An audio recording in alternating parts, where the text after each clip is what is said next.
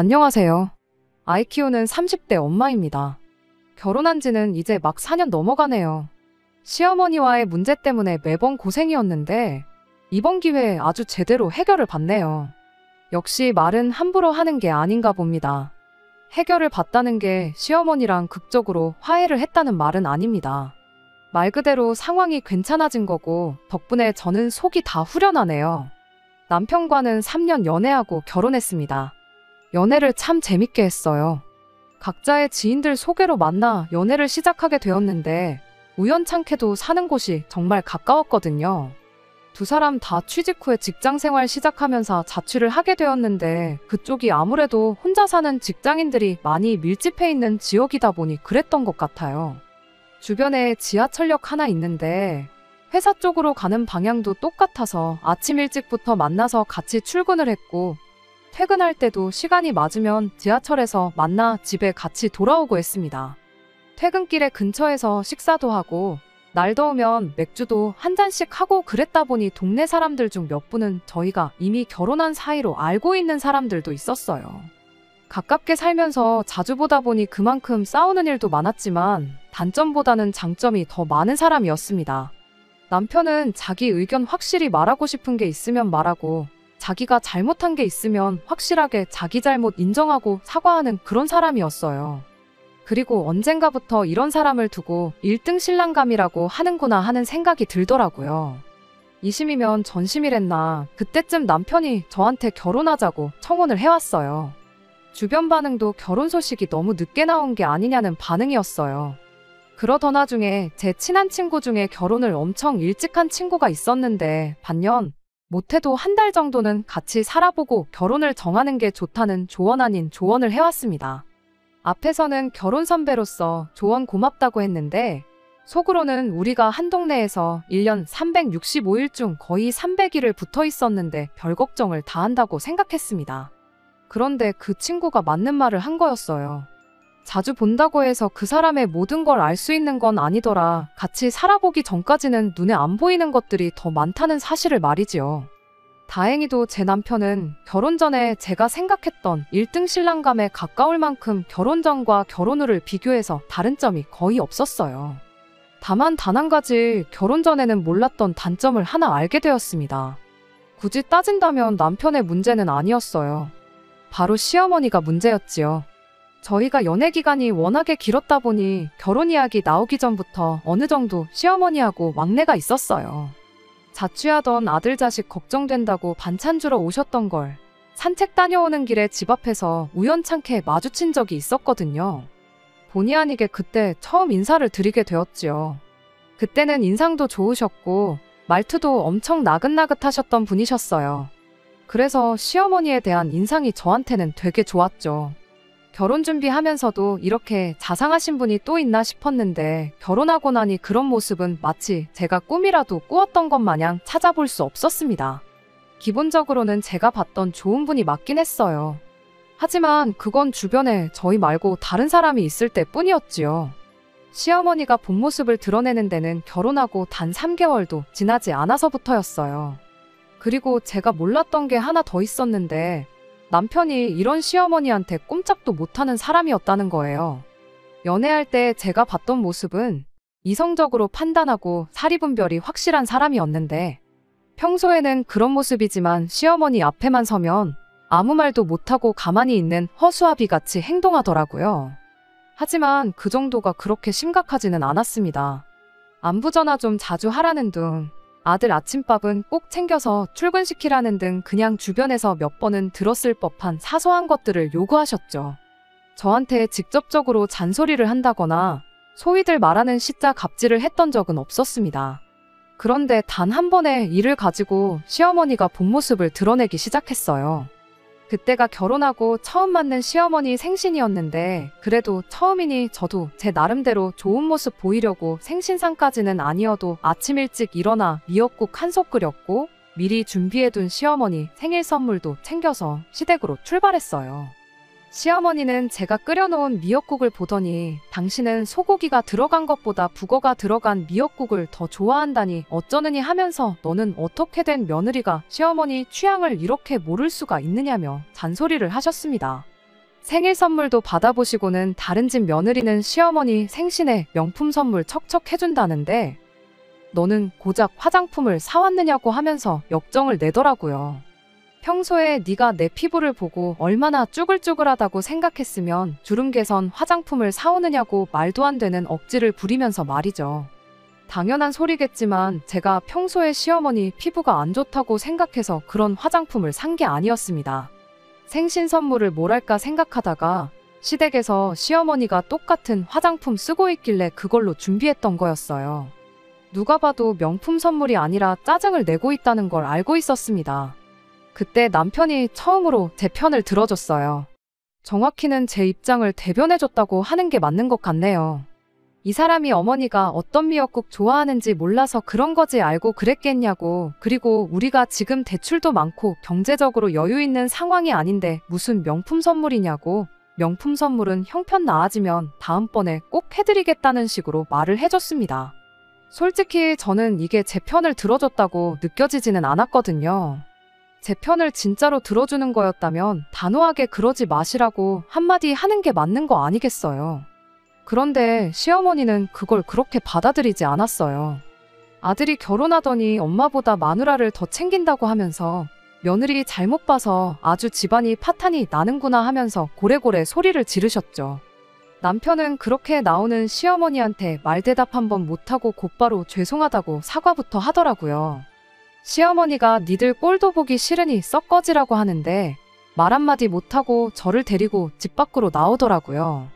차라리 그건 편했어요. 괜히 시댁에서 시간 보내면서 눈칫밥 먹느니 그냥 집에 가는 게 100번 1000번 나은 결정이긴 했던 것 같네요. 아무튼 그날 이후로 시어머니가 직접적으로 저를 못살게 굴기 시작했어요. 저를 무슨 며느리가 아니고 말 잘 듣는 내 아들을 빼앗아간 불구대천의 원수처럼 대하기 시작했습니다. 그럴 거면 결혼한다고 할 때 허락해주지 말고 그냥 평생을 품에 끼고 살지 하는 생각이 들을 정도로 말이에요. 그나마 사람들 있는 데서는 좋은 시어머니인 척 하고는 했어요. 그래서 최대한 밖에서 만나는 걸 선호했는데 언젠가부터는 사람들 눈도 상관없이 며느리는 막대해도 되는 존재처럼 대하기 시작했어요. 식당 같은 데 가면 제가 의자 빼드리기 전까지는 테이블 옆에 가만히 서서 저를 빤히 쳐다보신다든지 주문받으러 온 직원분한테 대놓고 제 험담을 한다든지 하는 식이었죠. 시작이 있으면 끝도 있어야 하는 법인데 시어머니의 갑질은 매일매일이 새로웠습니다. 뭐 안부 전화를 매일같이 하라던가 하는 건 일도 아니었어요. 아들 아침밥 먹여서 출근시키는지 확인해야겠다며 사진 찍어서 보내라 갑자기 전화를 하더니 홈쇼핑에서 뭘 봤는데 좋아 보이더라 그거 네 카드로 주문 좀 해봐라 하는 식으로 전화를 한다던가. 매일같이 레파토리가 무궁무진하게 바뀌었고 저는 저대로 그런 시어머니를 감당하기 힘들었습니다. 남편은 제가 속수무책으로 당하는 걸 지켜보고만 있었어요. 처음에 자기가 제 편을 들어서 어머니가 저러시는 거 아니겠냐고 조만간 저러다 마실 테니 화 풀릴 때까지 가만히 있는 게 제일 좋은 방법 아니겠냐고 하면서요. 괜히 또 시어머니한테 그러지 좀 말라고 한마디 했다가 괴롭힘만 더 심해지는 거 아니겠냐고 하는데 저한테 그러지 좀 말라고 하는 게 그렇게 힘든 일인가 싶었습니다. 그러다 남편이 어머니한테 거역 못하는 진짜 이유를 알게 되었어요. 남편이 어릴 적에 엄청 산만한 아이였다고 하더라고요. 그날도 바닥에 뭔가 반짝이는 게 보인 것 같아서 주변을 확인하지도 않고 길 가다 말고 차도 쪽으로 갑자기 방향을 틀었답니다. 반대쪽에서는 차가 오고 있었는데 그때 시어머니가 몸을 던져서 남편 대신 차에 치이셨다고 하더라고요. 다행히도 차가 쌩쌩 달리는 대로변이 아니었다 보니 큰 부상은 아니었다지만 병원에 며칠간 입원을 하셨어야 했대요. 남편은 어린 마음에 자기 때문에 엄마가 죽게 생겼다면서 며칠 동안 펑펑 울었다네요. 그때부터 산만한 습관도 고쳤다고 하고요. 아무튼 시어머니가 그때 다치는 바람에 발을 지금도 조금씩 절고 계시답니다. 솔직히 저는 그 정도로 큰 부상을 가지고 계시는지 못 느낄 정도이긴 했지만 말이에요. 그래도 자식 위해서 앞뒤 가리지 않고 차도로 몸을 던진 건 참 대단한 일인 건 저도 인정하는 부분입니다. 그때 발을 다치신 건 다치신 것 나름이고 다른 이유가 하나 더 있었어요. 그건 바로 아버님의 부재였습니다. 남편이 대학교 들어갈 때쯤 아버님이 병으로 일찍 돌아가셨다고 해요. 그런데 남편 학교가 지방에 있는 학교였다 보니 아버님이 돌아가셔서 어머님이 힘들어하는 가운데 곁에 못 있어드린 게 늘 죄송스러웠다네요.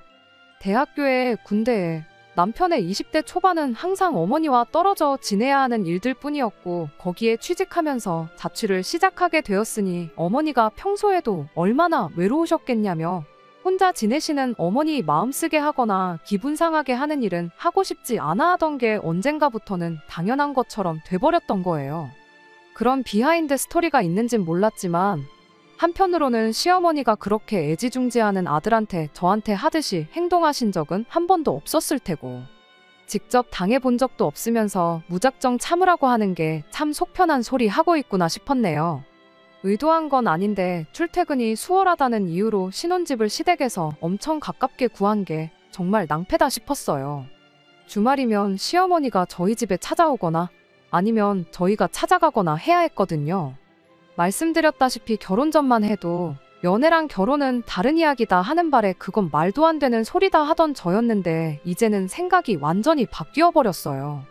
암만 가깝게 지냈어도 최소 1년은 같이 살아보지 않은 이상은 모르는 거다. 1년을 같이 살았다고 해도 사람이 작정하고 숨기면 알아낼 방도가 없다 하고요. 아무튼 그래도 늘 시어머니의 기분만 생각하면서 말을 하던 남편이 변하게 되는 계기가 있었습니다. 계획된 건 아니었지만 제가 아이를 갖게 되었거든요. 원래는 신혼생활 즐기고 돈도 좀 모으고 나서 가질 계획이었는데 그래도 저희 인생 계획은 조금 틀어지긴 했지만 결과적으로는 아이 일찍 가진 게 참 잘한 일이 되었습니다. 제가 임신 중이건 말건 시어머니는 저희 집을 아주 자기 집처럼 드나들었어요.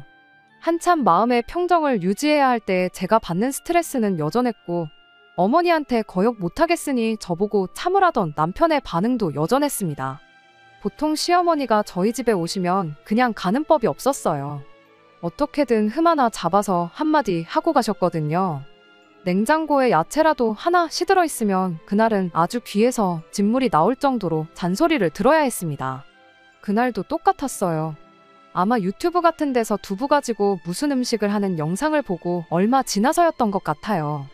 엄청 간단해 보이고 맛도 좋을 것 같아서 그날 퇴근길에 동네에 있는 슈퍼마켓에서 두부 한 모를 사왔습니다. 직장 다니며 맞벌이 하시는 주부님들은 공감하시는 분들도 있을 것 같은데 그날 집에 재료를 공수해왔다고 해서 혹은 재료가 이미 있다고 해서 그날 꼭 그 재료에 관련된 음식을 해먹는 건 아니잖아요. 두부를 사가지고 온 그날도 막상 집에 도착하니까 배도 별로 안 고프고 몸은 피곤해서 그냥 냉장고에 정리만 해놓고 내일 해 먹어야지 하고 미루게 되었어요. 다음 날도 피곤한 건 마찬가지. 내일 해 먹어야지. 내일 해 먹어야지. 그러다 언젠가부터는 냉장고에 있는 두부는 신경을 안 쓰게 돼버리는 거죠. 그 두부를 시어머니가 발견한 거예요. 날짜가 며칠이나 지나 있으니까 아주 너 잘 걸렸다는 식으로 잔소리를 떠벌떠벌 늘어놓기 시작했습니다. 농부 아저씨가 콩을 심어서 수확하기까지 얼마나 걸리는지 그 고생을 네가 아느냐부터 시작해서 저기 못 사는 나라 어린애들은 이런 거 먹고 싶어도 못 먹는다는 잔소리까지. 하나 끝난다 싶으면 또 다른 걸 가지고 잔소리가 시작되었고 나중에 가서는 날짜 지난 두부랑은 전혀 관계도 없는 잔소리를 들어야 했어요. 한참 시어머니의 잔소리가 이어지는 가운데 그날따라 제가 몸이 별로 안 좋았는지 약간의 현기증을 느끼게 되었고 그대로 바닥에 쓰러지고 말았어요. 곧바로 병원을 다녀왔는데 다행히 가벼운 빈혈이었고 아이한테도 아무런 이상이 없었습니다. 어머님은 당신 잔소리 때문에 제가 그렇게 된 게 아니라 제가 평소에 얼마나 몸에 안 좋은 걸 먹고 다니고 생활 습관이 엉망이면 요즘 사람이 빈혈로 다 쓰러질 수가 있냐며 병원에서 또 잔소리를 시작했어요. 그때 남편이 깨달은 게 있었는지 시어머니를 향해 처음으로 큰 소리를 내주었습니다. 저를 위해서요. 지금 그게 하실 말이냐며 소리를 바락바락 지르더니 시어머니한테 앞으로 저희 찾아오지 마시고 무슨 일 있으면 전화만 하시라고 한마디 하더라고요. 시어머니도 엄마 말에 거역 한번 못하는 아들이 저렇게 나올 줄은 몰랐나 봐요. 적잖이 당황을 하면서 말을 잇지 못하더라고요. 그래서 그날은 병원에서 따로 저희는 저희대로 집으로 오고 어머니는 어머니대로 혼자 돌아갔습니다. 시어머니 표정이 많이 충격을 받은 표정이었어요. 다른 것보다 남편이 저를 위해 드디어 목소리를 내주었다는 게 참 고맙기도 했습니다. 할 거면 진작에 좀 해주지 1년을 넘게 그 고생을 시켰나 싶기도 했고요. 효자 아들이 버럭 한번 했다고 충격을 먹은 시어머니는 집에 돌아가셔서 상황 정리하고 할 말도 곰곰이 생각하셨던 건지 그날 저녁에 저한테 전화가 왔어요. 사과까진 바라지 않아도 몸은 어떠냐고 물어보실 줄 알았는데 저보고 아주 여우 같은 뭐라고 육두문자까지 써가면서 아주 생쇼를 해서 모자 사이 갈라놓으니까 좋으냐고 고래고래 소리를 지르시더라고요. 제가 쩔쩔매면서 전화를 받고 있으니 남편이 전화기 뺏어다가 한마디 속 시원하게 더 해주더라고요. 애 잘못되면 어떡할 거냐, 다른 사람 아이 가진 것도 아니고 내 아이 가진 거고 어머니 손주인데 이렇게까지 하셔야 하냐, 무슨 일 있으면 찾아오지 말고 전화하라고 했는데 그냥 전화도 하지 마시라 하고 절연선언까지 해버렸어요. 그렇게 시어머니하고는 아이 태어날 때까지 얼굴을 보기는커녕 연락 한 통 없이 지내게 되었습니다. 솔직히 저야 편했지만 남편이 말은 안 하지만 이래저래 맘고생이 많아 보였어요. 그래도 그간 당했던 거 생각하니까 제 입에서 먼저 어머님하고 다시 왕래하면서 예전처럼 지내자, 내가 노력해보겠다 이 말이 나오지가 않더라고요. 예정일 3개월 전까지 회사에 나갔습니다. 계획보다 빠른 임신이었다 보니 어쩔 수 없었어요. 친정이 지방이다 보니 육아에 관련해서 도움을 받을 수가 없었기에 하는 수 없이 회사는 그만두기로 하고 아이가 어느 정도 클 때까진 제가 직접 육아를 하기로 정했습니다. 아이가 태어나고 나서 시어머니한테 제가 먼저 연락을 하긴 했어요. 아들이고 이름은 뭐고 건강하게 태어났고 뭐 이런저런 것들 한 번에 정리해서 전화 말고 톡으로 보내긴 했지만요. 설마 싶긴 했는데 시어머니도 앙금이 남아있는지 메시지만 확인하고 따로 답장은 없으셨네요. 아무튼 그렇게 아이 태어나고 6개월이 지나게 되었습니다. 퇴근하면 곧바로 집에 들어오던 남편이었는데 그날은 연락도 안 되고 퇴근 시간이 한참 지나도 집에 올 생각을 안 하더라고요. 조금이라도 늦으면 늦는다고 연락도 절대 빠뜨리지 않는 사람이었는데 그렇게 두문불출해지니 엄청 걱정이 되었어요. 무슨 일이라도 생긴 거 아닌가 싶은데 당장 아이 맡길 곳이 없으니 제가 찾으러 나갈 수도 없는 노릇이었고요. 남편은 그날 거의 12시가 다 되어서 평소에는 마시지도 않는 술에 떡이 된 채 돌아왔습니다. 말도 없이 이게 뭐냐고 다짜고짜 들어온 남편한테 화를 냈는데 남편이 난데없이 펑펑 울기 시작하더라고요. 어머님이 아프시다면서요. 서럽게 울길래 뭐 큰 병이라도 생긴 건가 싶어서 저도 헉했는데 지난 며칠간 코로나 때문에 고생하셨다네요. 병의 경중을 떠나서 무탈하시니 다행이다 싶었어요. 그런데 남편이 저한테 거의 빌듯이 부탁을 하더라고요. 이 정도 했으면 된 거 아니냐고. 이제 어머니를 용서해주고 예전처럼 지내면 안 되냐고요. 가까이 살고 계시니 육아에 도움도 주실 수 있지 않겠냐. 어머니가 말은 그렇게 할지라도 마음은 따뜻한 분이시다 하면서 저보고 이제 그만 화를 풀라고 하더라고요. 솔직히 어이가 없기는 했어요. 저랑 시어머니 사이가 안 좋은 걸 떠나서 이제 안 보고 지내겠다고 시어머니한테 선언한 건 남편인데 마치 상황이 이렇게 된 게 전부 저 때문인 것처럼 말을 해왔으니 말이죠. 안 보고 지내는 게 제 입장에서 훨씬 편하니까 아무 말 안 하고 있던 거지. 저라고 부모 자식 지간인데 연 끊고 지내게 할 생각 전혀 없었어요. 그런데 여지껏 안 보고 지낸 게 저 때문이라고 하니까 저는 아무것도 한 게 없는데 괜히 저만 중간에서 나쁜 년 된 것 같고 것 때문에 연락도 없이 술에 떡이 돼서 들어온 거 생각하니 열이 받았습니다. 그런데 또 가만 보니 한편으로는 남편이 안쓰럽기도 하더라고요. 무엇보다 지난 1년 반 가까운 시간 동안 남편이 마음고생하는 걸 옆에서 직접 봐왔다 보니까요. 그게 마치 저 때문인 것처럼 이야기하는 게 괘씸하긴 했지만 그래도 남편이 어느 정도 중간 역할을 할 수 있다는 믿음을 주었으니 다시 왕래하면서 지내도 괜찮겠다 싶었습니다. 대신 조건을 하나 달았어요.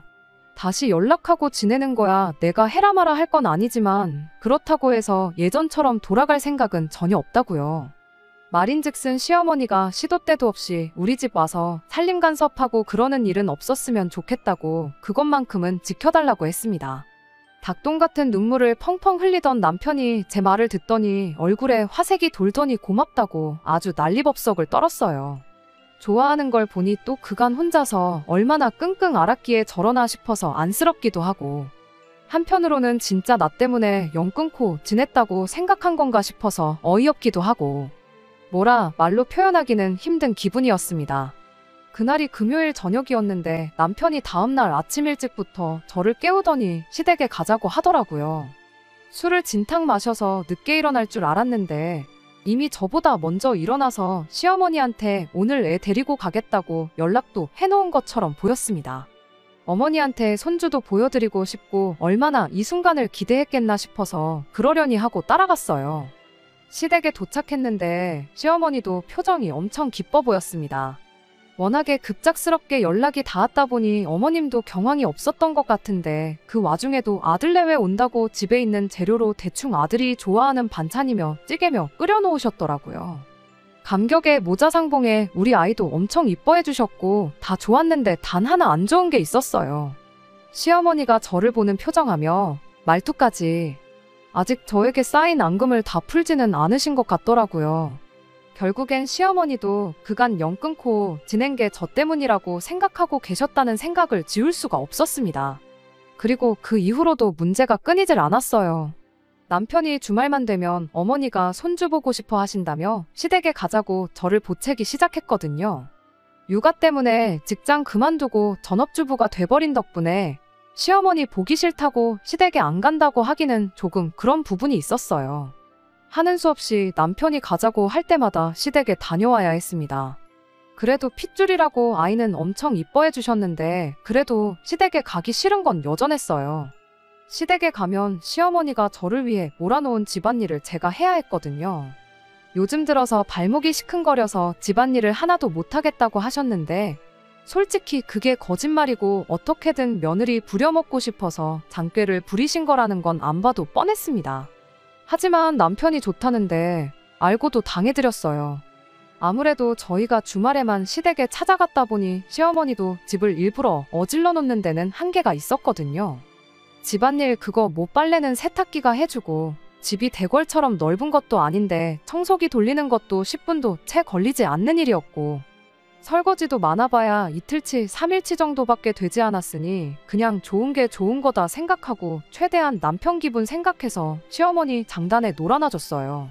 그나마 초반에는 어머님이 남편 눈치를 보신 건지 최소한이라도 같이 집안일 하는 척을 하셨는데 언젠가부터는 당신이 애를 봐주겠다며 집안일을 저한테 전부 몰아주기 시작했습니다. 그것까지도 참았는데 결국은 얼마 전에 제대로 한번 터져버리고 말았네요. 원래 시댁에 가기로 했던 날이었어요. 한참 시댁 갈 준비를 하고 있는데 남편 친구의 아버지가 갑작스럽게 돌아가셨다는 소식을 듣게 돼서 거기 가느라고 시댁에 못 가게 된 날이었습니다. 남편 친구긴 하지만 결혼 전부터 저도 같이 몇 번 소개를 받고 자주 연락 주고받고 왕래를 할 만큼 친한 친구였다 보니 당연히 저도 장례식장에 같이 가기로 했어요.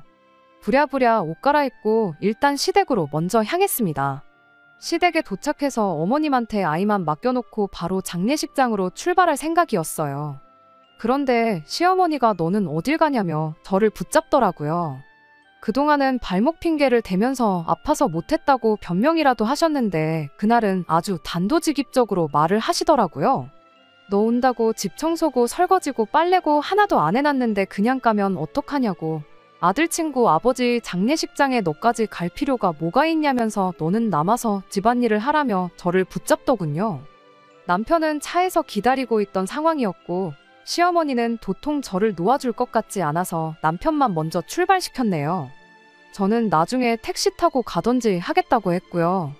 시어머니가 밀어놓은 집안일이야 아무리 오래 걸려도 늘 1시간 정도면 끝냈으니 뭐 어려울 게 있겠나 싶었어요. 아이는 잠들어 있는 상황이었던 터라 시어머니가 따로 아이를 봐줄 필요도 없었어서 어머님한테 설거지만 도와주시면 제가 다른 건 다 해놓겠다고 했어요. 그런데 시어머니가 아주 며느리가 시어머니를 부려먹으려 든다면서 짜증을 내더라고요. 그게 아니고 장례식 간다고 정장을 입고 있던 터라 괜히 옷이 더러워질 수도 있으니 그거 하나만 부탁드리는 거라고 좋게 설명했어요. 시어머니는 제 말은 들은 채도 안 하고 잘 자고 있는 아이를 깨우더니 나는 애 봐야 하니까 네가 다 하라고 억지를 부리기 시작했죠. 어이가 없었지만 거기까지도 참아냈고 그럼 갈아입을 옷이라도 빌려달라고 했어요. 그랬더니 시어머니가 퉁명스럽게 이 집에 나랑 너밖에 없는데 뭐 그런 걸 따지냐고 그냥 설거지하는 동안만 홀딱 벗고 있으면 되는 거 아니냐. 내 옷을 너한테 빌려주고 싶지 않다고 대답하더군요. 그때 제 인내심이 뚝 하고 끊어졌어요. 어머님 지금 뭐 하시는 거냐? 저랑 장난하시는 거냐고. 어린애같이 굴지 좀 마시라 대놓고 한마디 해버렸습니다. 내가 여길 오고 싶어서 오는 줄 아시냐? 남편 얼굴 봐서 주말마다 어거지로 끌려오고 있는 건데 어머님 자꾸 이러시면 얼마 전처럼 그냥 안 보고 지내겠다고 강하게 한마디 했죠. 시어머니는 이런 제 반응을 예상 못했는지 얼음처럼 굳어서 아무 말도 못하고 입만 뻐끔거리고 있었어요. 그 길로 저는 어머님한테서 아이 뺏어다가 그 길로 집에서 나와버렸습니다. 마음 같아서는 남편하고 남편 친구들도 무슨 일이 있었는지 다 알게 아이 들쳐업고 장례식장으로 가고 싶었지만 아이 데리고 상갓집 가는 거 아니라고들 하니 그건 참았어요. 집에 도착했더니 남편이고 시어머니고 번갈아 가면서 저한테 전화를 하더라고요. 남편 전화만 받아서 집에 오면 이야기하자 말하고 전화기는 그냥 꺼버렸습니다. 시어머니가 집에 찾아와도 제가 문을 안 열어줄 걸 알았는지 집까지 찾아오진 않으시더라고요. 그래서 간만에 주말에 혼자 집에서 푹 쉬었네요. 남편이 집에 도착하고 나서 무슨 일이 있었는지 물어보길래 거짓 하나 없이 무슨 일이 있었는지 다 말해줬어요. 저한테 홀딱 벗고 설거지를 하라고 했다는 말을 들으니 남편도 어이없어 하더라고요. 남편도 시어머니가 발목 핑계 대면서 저한테 집안일을 떠넘기고 있었다는 걸 어느 정도 눈치를 채고 있던 것 같았는데 제가 아무 말도 없으니 그냥 그런가 보다 하고 말았다고 미안하다 사과를 해오더군요. 그 뒤로는 남편도 저한테 시댁 가자는 말을 꺼내지 않았습니다. 저번과는 다르게 시어머니랑은 계속 연락을 하고 있던 것 같았는데 이번만큼은 남편도 제가 화가 풀릴 때까지 기다리는 게 맞다고 생각했는지 따로 저한테 뭐라 하지는 못했어요. 그렇게 몇 주가 더 지나고 나니 시어머니가 저한테 직접 전화를 해왔습니다. 시어머니가 저한테 사과를 하실 분이 아니라는 건 알았지만 적당히 비슷한 뉘앙스만 풍기시면 저도 고집 부리지 않고 좋게 좋게 넘어갈 생각으로 전화를 받았어요. 그런데 시어머니는 뻔뻔하게도 미안한 기색은커녕 며느리 하나 잘못 받아서 아주 집안이 풍비박산이 나게 생겼다며 저한테 뭐라 하더라고요. 설마 내가 너 집안일 시키려고 불렀겠냐? 아니면 너가 보고 싶어서 주말마다 오라고 했겠냐고. 내 아들 보고 싶고 내 손주 보고 싶어서 불렀던 건데 그동안 얼마나 나를 고깝게 봤길래 그런 행동을 할 수가 있냐며 오히려 저한테 사과를 요구해왔습니다. 손주를 방패 삼아 시어머니한테 갑질하는 며느리 취급을 하시길래 절대 그런 게 아니라고. 저는 그런 줄도 몰랐다고 대답하고 시어머니한테 정식으로 그날 죄송했다고 사과를 했어요. 그리고 이번 주말에 시댁에 찾아뵐 테니 시간도 비워두시라고 했습니다. 며칠이 지나 주말이 돼서 약속한 대로 아이 데리고 남편하고 시댁에 찾아갔어요. 시어머니는 자기가 마치 승리자인 것처럼 기고만장한 표정으로 왔느냐고 대충 저를 반겨주는 척만 아시더라고요. 그 길로 저는 최대한 밝게 웃는 표정을 지으며 아이를 어머님 품에 안겨드렸어요.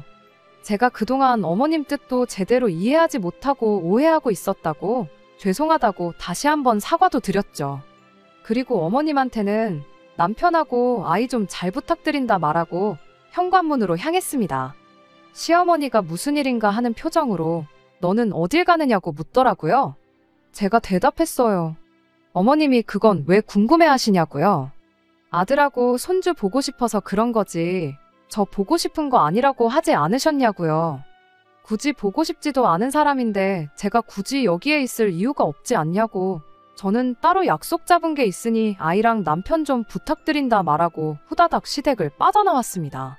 그리고 차에 가서 남편도 모르게 챙겨놓은 짐가방 들고 다시 시댁으로 들어갔어요. 어머님 앞에 가방 내려놓으면서 남편 잘 때 갈아입을 옷이며 내일 갈아입을 옷에 아이한테 필요한 것까지 미리 다 챙겨놓았으니 주말 내내 같이 있으시면 되겠다고 말이죠. 앞으로 매주 주말마다 부탁드린다고. 어머님 덕분에 저는 편하게 여가도 즐기고 친구도 만나고 자유롭게 시간을 보낼 수 있게 되었다고. 어머님 깊은 속뜻을 모르고 제가 그동안 오해했다고 감사하고 죄송하다고 큰소리로 한마디 해주고 다시 시댁을 빠져나왔어요. 그러고 집 밖을 나오는데 속이 너무 후련하고 발걸음이 그렇게 가벼울 수가 없더라고요. 오랜만에 육아에서 해방돼서 친구들 만나고 수다도 떨고 하니까 그렇게 좋을 수가 없었네요. 남편도 저한테 지은 죄가 있으니 최대한 협조해줬어요. 약속한 대로 다음날 돼서 집에 돌아왔어요. 어머님 반응이 어땠느냐 물으니 그래도 당신 뱉은 말이 있으니 티는 내지 않으시려고 하는 것 같더라고 하길래 그 길로 어머님한테 전화드려서 다시 한번 어머님 때문에 여가도 보내고 오랜만에 좋았다고, 저는 다음 명절 때나 어머님 생신 때 되면 찾아뵐 테니 다음 주도 잘 부탁드린다고 시원하게 한 번 더 긁어드렸습니다. 그 뒤로 매주 주말만 되면 남편하고 아이 시댁에 보내놓고 육아에서 해방된 저의 삶을 즐기고 있어요. 혼자 취미도 즐기고 친구들 만나 여가도 즐기고 너무 좋네요. 비록 시어머니하고 관계는 나아지지 않겠지만 뭐 어떤가요?